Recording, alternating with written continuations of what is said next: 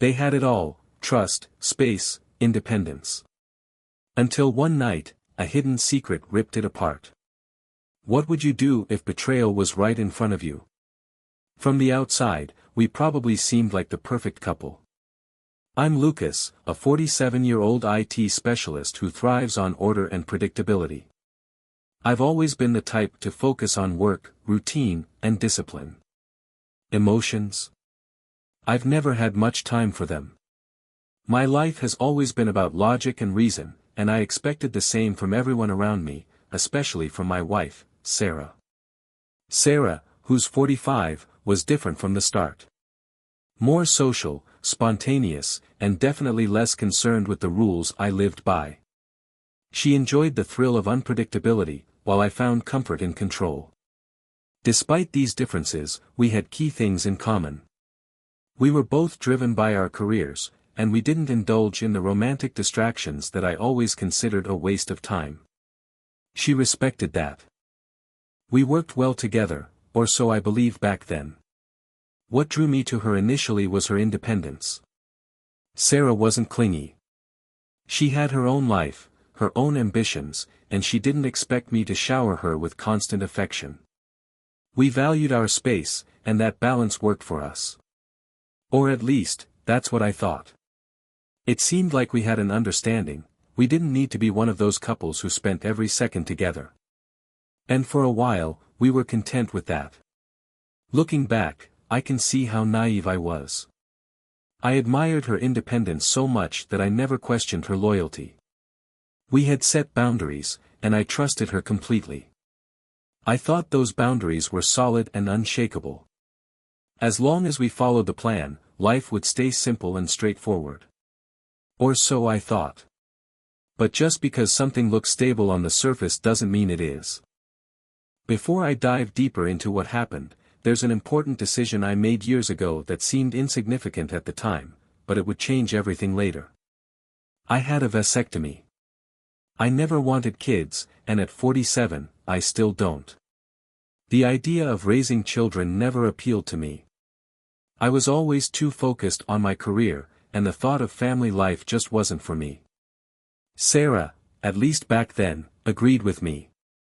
She told me she didn't want kids either, and that's something we discussed early in our relationship. I remember how relieved she seemed when I brought it up. She wasn't the type to dream of motherhood. Like me, she was ambitious and dedicated to her career, unwilling to let anything distract her from her goals. So, when I made the decision to get the vasectomy, it felt like the obvious choice for both of us.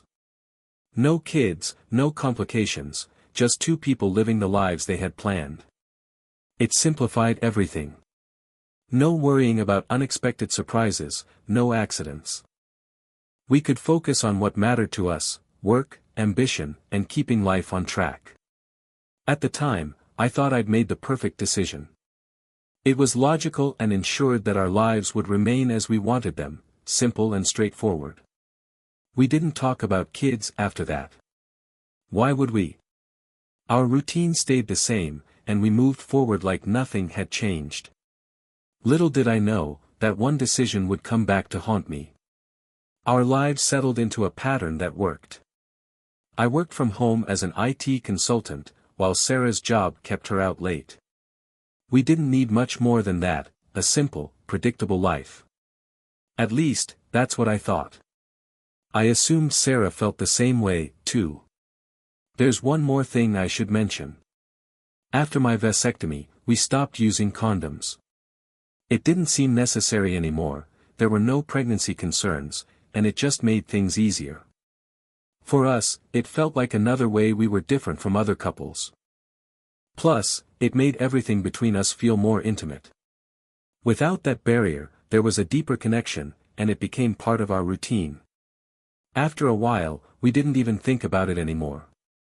It was just the way things were between us. Years passed, and life continued without any real surprises. We both remained busy with work, and our routine stayed the same. But looking back, I now realize I missed a lot of small changes, subtle shifts in her behavior that, at the time, I brushed off. When you live with someone for years, it's easy to ignore the little things that might have seemed strange at first. I thought routine meant stability, but I couldn't have been more wrong. It started gradually. Sarah began coming home a little later than usual. At first, it was just an hour or two, nothing too alarming. She had a demanding job, and I knew how easy it was to get caught up in late meetings or last-minute projects. But soon, the late nights became more frequent. A couple of times a week, she wouldn't come home until long after her usual time. I didn't really pay attention at first, but as it became a pattern, I had to ask her about it. One evening over dinner, I casually brought it up. "What's been keeping you at work so late?" I wasn't accusing her of anything, just curious. At that point, I still trusted her completely. Her response seemed reasonable enough. She explained that her team had started doing after-hours team-building events. "We spend long hours together at work," she said, "but we don't really know each other. So, a few of us decided to go out for drinks a couple of times a week, just to unwind and build rapport." It made sense to me. I knew her job could be stressful, and if she needed to blow off steam with her coworkers, I wasn't going to stand in her way. I trusted her. Why wouldn't I? We'd been together for years, and I had no reason to doubt her. Besides, she still came home at night, maybe a little tipsy sometimes, but nothing too out of the ordinary. So, I didn't give it much thought and went back to my own work, believing everything was fine. But those late nights became a regular occurrence, and over time, I started noticing small changes, things that didn't sit right with me. It wasn't just her coming home late anymore, it was the way she acted when she got home. Sarah seemed distant, distracted, like her mind was somewhere else entirely. Yet, I didn't push her on it. I didn't want to be the husband who questioned every little thing, so I convinced myself that it was just work stress. I was busy with my own projects, and I didn't want to stir up unnecessary drama. Then one night, everything changed. Sarah came home late, but this time, she was completely drunk. I'm talking stumbling through the door, slurring her words, and barely able to stand up straight. Her clothes were a mess, her hair disheveled, and she didn't seem to know where her purse was. This was nothing like the Sarah I knew. She was always composed, even after a few drinks, but that night was different. I helped her into the house and to the bedroom, doing my best to stay calm. Still, I couldn't shake the feeling that something was very wrong. As I was helping her, something caught my eye on the floor near the doorway. At first, I couldn't make out what it was, but when I bent down to pick it up, my stomach turned. It was a used condom. I froze, holding that revolting piece of evidence in my hand, my mind struggling to process what I was seeing. My thoughts raced, trying to make sense of it, but there was no other explanation. I looked over at Sarah, now passed out on the bed, completely unaware of the bomb that had just gone off in my head. The late nights, the drinking, the excuses about team building, everything suddenly made sense. She had been cheating on me. The realization hit me like a freight train. I stood there, staring at the condom in disbelief. How long had this been going on? Who was she with? Was it just one person, or had this become a regular thing? My thoughts spiraled out of control as I stood frozen, overwhelmed with a mixture of rage and confusion. I wanted to wake her up and demand an explanation, but what could she possibly say that would make this situation any better? The proof was literally in my hand. I threw the condom on the floor in disgust and took a step back, trying to catch my breath. My heart pounded in my chest, and my hands shook uncontrollably. I've always prided myself on being rational and keeping my emotions in check, but at that moment, I felt like I was going to explode. How could she do this? After all the years we'd spent together, after everything we'd built, how could she betray me like this? I stormed out of the bedroom, trying to calm myself down, but the anger just kept building. All those nights she came home late, all the times she brushed me off with those half-baked excuses, I had trusted her.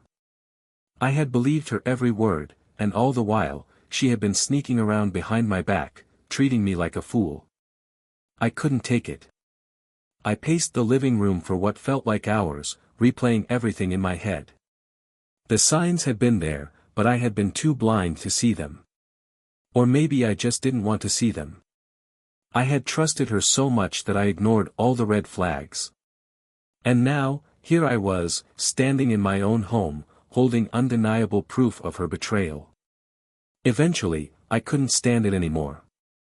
I stormed back into the bedroom, and before I even realized what I was doing, I was yelling at her. "What the hell is this?" I shouted, pointing to the condom on the floor.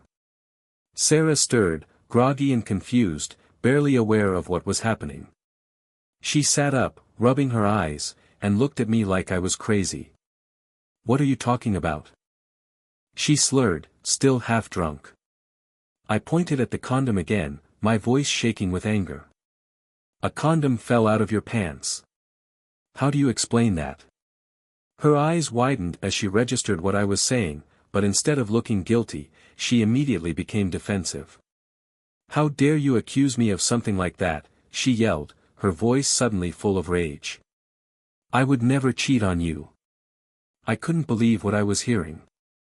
The evidence was right there in front of us, and yet she was acting like I was the one in the wrong. Before I could say another word, Sarah stumbled out of bed and came at me, fists swinging. "You think I'd do something like that after all these years?" she screamed, her punches wild and uncoordinated. I grabbed her wrists, trying to hold her back, but she was furious, her face flushed with anger. "You're out of your mind," she shouted, struggling to break free. "You don't know anything." It was surreal. Here I was, standing in our bedroom, with undeniable proof of her betrayal on the floor, and she was acting like she was the one who had been wronged. Her punches were weak, more out of drunken frustration than anything else, but the fury behind them was real. I tried to calm her down, but she was too far gone. "Calm down," I yelled, trying to steady her. "Just look at what's on the floor. What's this? How do you explain it?" But she wasn't listening. She was too wrapped up in her own anger, too drunk to think straight. Then, in a split second, she broke free from my grip and rushed toward the kitchen. I didn't realize what she was doing until it was too late. She grabbed a knife. She stood there, clutching the knife in her trembling hand, her eyes wild and full of rage. I could hardly believe what I was seeing. This wasn't the woman I married, the woman I had spent years with, the one who had always seemed so calm and in control. Now, here she was, drunk, furious, and waving a knife at me like she was ready to do something reckless. "You don't get to accuse me," she screamed, pointing the knife in my direction. Her hand shook, and I could see the crazed look in her eyes, a mix of fear and anger. "You don't get to tell me what I did or didn't do." For a moment, I stood frozen, trying to process what was happening. How had it come to this? Just minutes ago, I had been holding a used condom, and now my wife was standing in front of me with a knife in her hand. I took a slow step back, holding my hands up to show her I wasn't trying to escalate things. "Put the knife down," I said as calmly as I could, though my voice was tight with anger. "Let's just talk. We can figure this out." But she wasn't listening. She was too far gone, her emotions completely taking over. She took a shaky step toward me, the knife still raised, her voice trembling with fury. "You don't know anything about me," she shouted. "You think you can just accuse me like that? You don't know what I've been through." I kept my distance, trying to stay calm, but inside, I was boiling with rage. This was beyond anything I could have ever expected. I thought I knew her, I thought we had an understanding. But this was something else entirely. It wasn't just about cheating anymore. It was about control, power, and how quickly everything can spiral out of control when trust is shattered. I could feel my pulse racing as she stood there, her hands trembling and her face twisted with emotion. She took another step toward me, and I knew I had to do something before things got worse. "Just put it down," I said again, my voice firmer this time. "You're not thinking straight. For a second, she seemed to hesitate. Her eyes flicked down to the knife, and I saw a flicker of doubt cross her face. But just as quickly, the anger returned. She gripped the knife tighter, her knuckles white, and took another step toward me.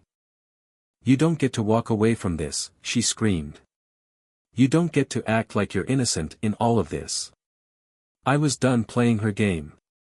I reached down and picked up the condom from the floor, my anger finally boiling over. I held it up, waving it in front of her. "You're going to stand there and tell me I don't know anything?" I shouted, my voice filled with raw, unfiltered rage. "This fell out of you. You can't explain this away." For a moment, the room went completely still. Her eyes locked on the condom in my hand, and I saw the truth hit her like a freight train. The knife slipped from her grasp, clattering to the floor with a loud metallic sound. She just stood there, staring at it, as if the weight of her actions had finally crashed down on her. Her face drained of color, and I watched as she crumbled right in front of me. Tears welled up in her eyes, and her whole body began to shake as the reality of what she'd done set in. She sank to the floor, her head in her hands, sobbing uncontrollably. "I didn't mean for this to happen," she choked out between sobs. "It was the alcohol, it was a mistake." Her words were a mess, tumbling out in a desperate attempt to explain, to justify. But I wasn't having any of it. I stood there, seething, my fists clenched at my sides as I listened to her pathetic excuses. "You didn't mean for this to happen," I repeated, my voice dripping with disgust. "You're blaming the alcohol. Your friends. That's your excuse."